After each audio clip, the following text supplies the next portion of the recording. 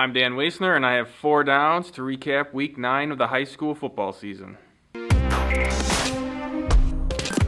First down, here are the champs. SVM had 2 teams clinch outright conference titles on Friday night, and actually both of those teams did so for the second year in a row.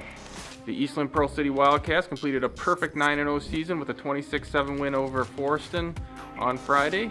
The Cardinals jumped out to a 7-0 lead in the first quarter, but a TD run by Sean Larrick and a 61-yard pass from Devin Heron to Donnie Grosinger in the second quarter put EPC in control, and then they put the game away with 2 Grosinger runs in the fourth quarter for touchdowns.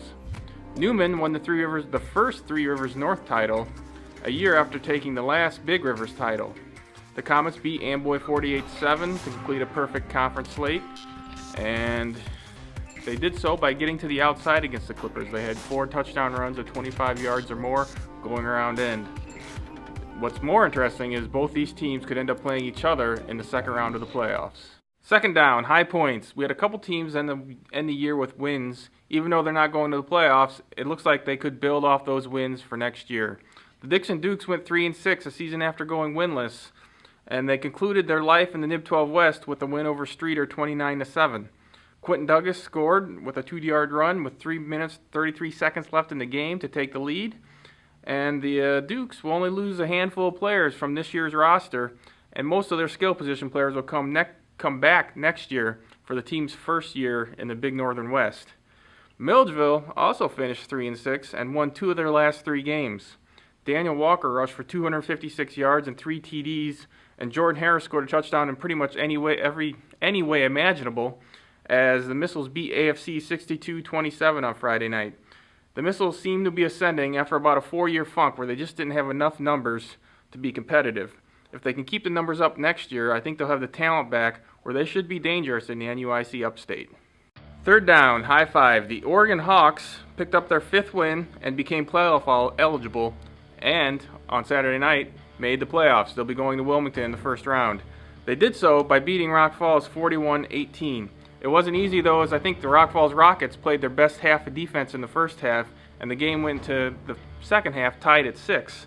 Unfortunately, Oregon style is the kind of wear teams down and score points in the second half, and that's what's happened here as Oregon pulled away in the second half. And that kind of physical play, that kind of disciplined football will make them dangerous in the 3A playoffs. They'll be underdogs against Wilmington, but don't be surprised if Oregon gives them a game, and who knows, pulls off an upset. Fourth down, Low 5. 3 other area teams came into Week 9 looking to pick up their 5th win of the season and become playoff eligible. 2 of them accomplished that goal. One of them was the Sterling Golden Warriors, who played probably their best NIB 12 West game of the season by beating Ottawa 38-13. Drake Penaflor Hire scored 4 touchdowns, but unfortunately the Warriors came up 1 playoff point short of qualifying for the postseason. Fulton won their 4th game of the season to finish 5-4 by beating Bureau Valley 55-14.